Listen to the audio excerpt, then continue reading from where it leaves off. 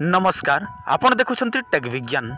आज आम यही वीडियो माध्यम जानिबा सबुठारु प्रचंड शक्तिशाली वशीकरण प्रयोग विधि जो वशीकरण जे कौन से स्त्री पुरुष चाहिए करें। किंतु आपण माने भाबुथिबे गुरुजी कहउछंती वशीकरण किंतु से गोटे छुटिया कंटा गछ देखुछंती।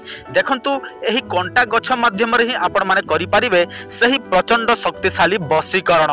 तेणु आपण माने एही गछटी को सर्वप्रथम चिन्हंतु काहेकि ना आपण मानको एही गछ ही दरकार पड़िबो सही वशीकरण कार्य निमंते। तथापि आपण मानकर कौन सी बड़ समस्या अच्छी आपण माने सही समस्या रो मुकुली पारु नाहंती आपण मानको मो नंबर दरकार अछि ताहले एही वीडियोर शेष रे मोर नंबर मध्य पाई जिवे। तेणु धैर्यर सहित वीडियोटी को देखंतु आउ मो आपण मानको जे वशीकरण प्रयोग विधि कहूछि सेही वशीकरण शिखंतु दरकार पड़िले प्रयोग करंतु। आपनक मोबाइल स्क्रीन रे जो गछटी देखा जाउछि यहाँ को ब्रह्मदंडी बोलिके कहा जाए।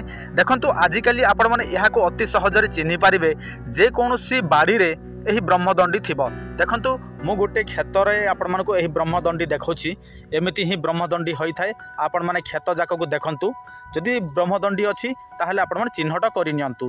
तापर आपण माने कोन करिवे शनिवार दिन एही ब्रह्मदंडी को निमंत्रण करिवे।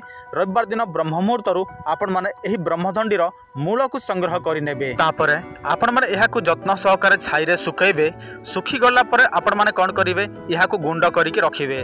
तापर पुणी गोटे शनिवार दिन कौन करिवे संध्या हेबा समय रे आपण माने जे कोनसी श्मशान को चली जिबे। तापरे सेठी श्मशान काली को श्मशान चंडी को आपण माने धूप दीप इत्यादि देकी आपण माने चली आसीबे।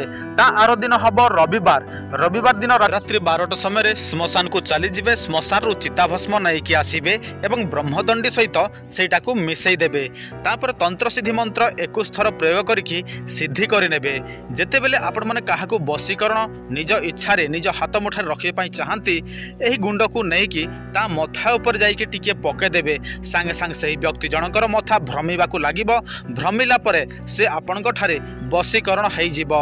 जदि आपण माने अन्य कोनसी वशीकरण प्रयोग करिसंती किंतु आपण मानकर वशीकरण हो नाही, जदि आपण माने काहा को प्रेम करंती से आपण मानकु प्रेम करे नाही ताहले आपण माने एही वशीकरण ताबिज निश्चय व्यवहार करंतु।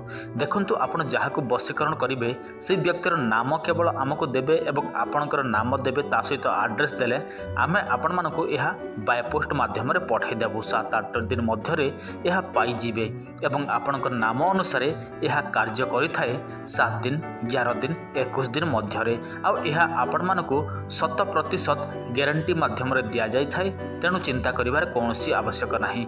एहा पूर्व अनेक लोक एही ताबिज नै सारी छंती। जदि आपण मानको विश्वास लागु नाही आपण माने हमर चैनल देखि नियंतु। सेठी आमे अनेक लोकंकर मेसेज आपण मानकु देखै देइछु जो माने व्यवहार करि सारी छंती। तेणु आपण माने काहाको वशीकरण करिया पय चाहंती व्यवहार करंतु एही ताबिज। ता सहित आपण माने सट्टा जुआ लॉटरी गंजा लड़ई खेल जदि खेलंती ताहले व्यवहार करंतु ध्रुत विजय ताबिज। देखंतु आपण मानकु किछि करिवार नाही आमे आपण मानकु सब किछि प्रस्तुत करिकि पठाई देबो।